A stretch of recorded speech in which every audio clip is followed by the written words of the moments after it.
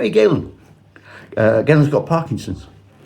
I want to talk today about excitement over new games in 2026 and why I don't have any.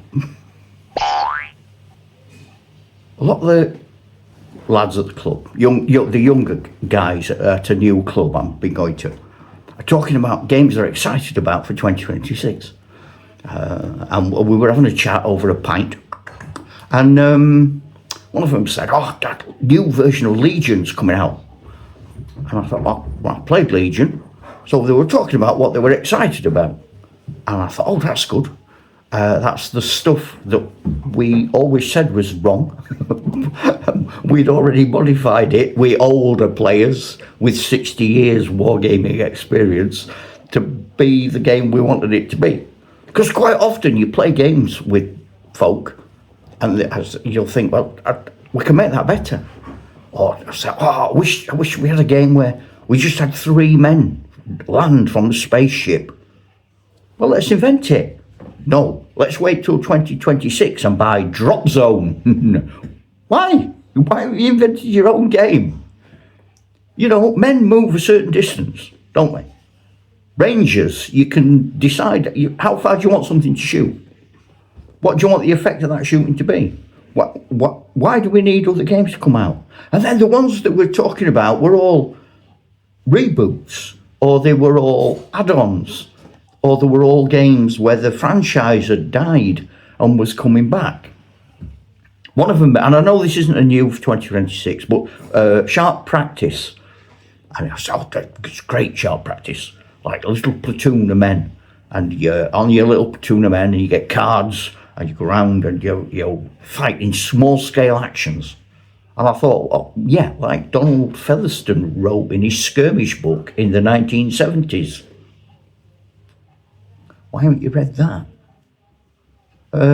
He used 54 Bill Airfix diorama figures. We've had a game at our club for, well, and I say we, I mean the older gentleman in the corner that these young bloods all laugh at. We've been playing our own sort of Victoria's Little Wars game. We call it They Died With Their Flip-Flops On, as a tribute to John Wayne, and they died with their boots on.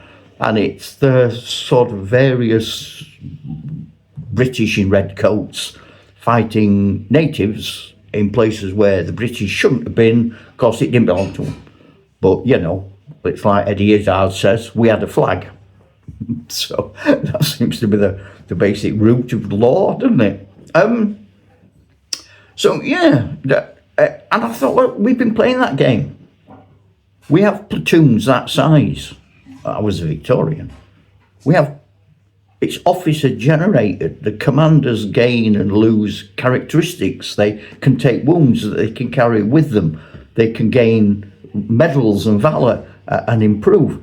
Or newspaper people might come and they might get criticised and they might go down in influence. They might get promoted and get more men. We've been doing this for years. But it's almost like if you don't publish it, it's not real. It doesn't exist. No, I don't believe it. I'm not having my own game. And I know why this is happening. And I know why it's happening. And this is just my opinion. And please contribute and tell me why I'm wrong. Because I'm sure a lot of you think I'm stupid. I know most people I know think I'm stupid. But when I started wargaming, there was no war games rules as such. We played games in the 60s very much like H.G. Wells had played them at the start of the 20th century.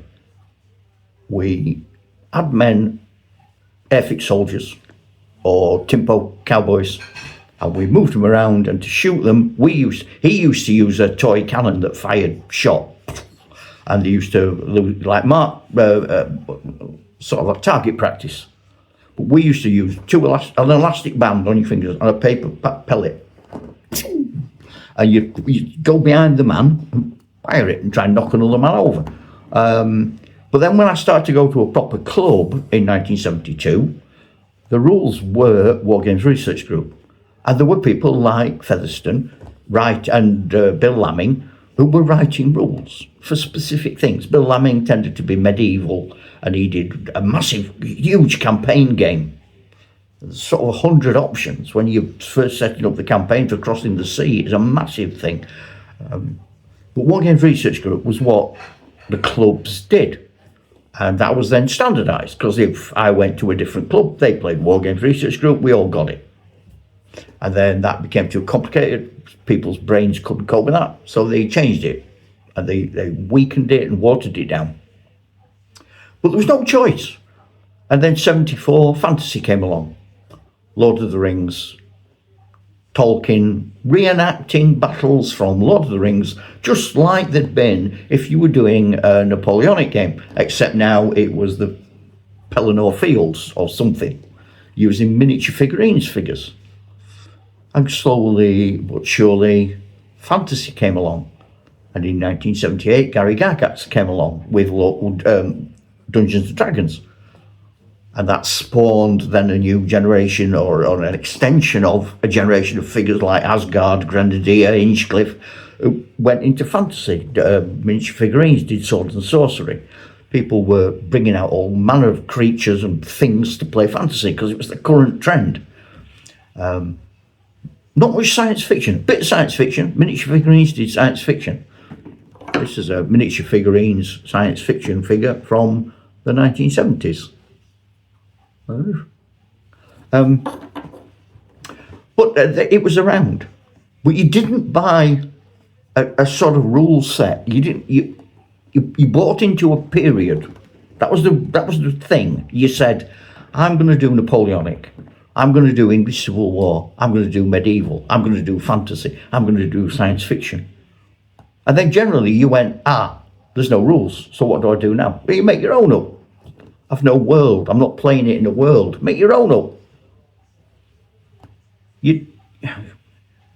And then I suspect Games Workshop came along, and initially they were a revelation, because you could finally go in a shop and you could get everything you wanted and people who understood you, and you were like-minded people.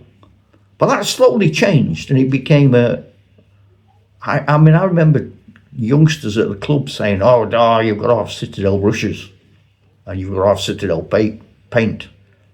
And yeah, I know that oak's identical to mine, but yours is not Citadel and mine is, so no. So yours is not proper. And then you've got to buy Hero Quest or Rune Quest or Rogue Trader. I just thought, no, I haven't. Why have I? Why can't I just go? I went into Games Workshop once, and I was buying all sorts of random stuff. I had some space stuff. I had some dwarfs with blunderbusses. I had some SWATs on motorbikes. I had all manner of things. And the managery guy, Till, said, what game are you playing? I said, it's a fantasy game. He said, we can't use them, pointing at me, squats. I said, why not? He said, it's a different, that's 40k. I said, yeah, but we're not. We're in a different world. We're in our own made-up world, which you don't even know the name of. And he went like that. I thought he's on the verge of stopping me buying them and calling security. Get this lad here, he's off his trolley. He's mixing his genres. Oh no. And it all got a bit serious, and people were, so you've got to do this and you've got to do that. We haven't. It's like, there's a game called Test of Honor, which we play, samurai game, Japanese game. And it's fun, it's a good game. And several of us play it, and several of us have got the cards, so it makes sense. But there's nothing to stop you going to any company that makes Japanese figures and buying the ones you like and inventing your own game based on how you like the Japanese mythology. And if you want, you can stick in some Oni, have a few goblins, you can, Chinese pirates, you can do all manner of things. So, if a game isn't what you want, you don't have to wait for it to come out. You don't have to get all that. You can, yeah, great, fantastic. But I'm trying here to get people to think And I'm not talking about my generation, because we do it now. We still do it because we know how much fun it is. But you're losing a lot of excitement if you are not inventing your own games. Pinch things off other people's games. If a rule set's any good, it'll tell you to do that. I'm not even mentioning ones that do it, but there are some when you open the book and it'll say, if you don't like that rule, change it. And if you're not happy with that, do something else. There's some thoughts for 2026, aren't there? I'm going to say now, I'm going to open the floodgates.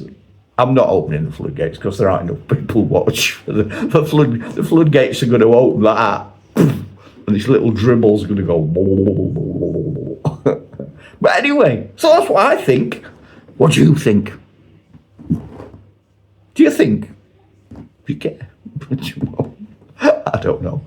I'm a just sad old man sat, snuggled up warm, in an echoey room which is empty because everything's been moved, waiting to go into the retirement home and get me strong tablets. They're a joke.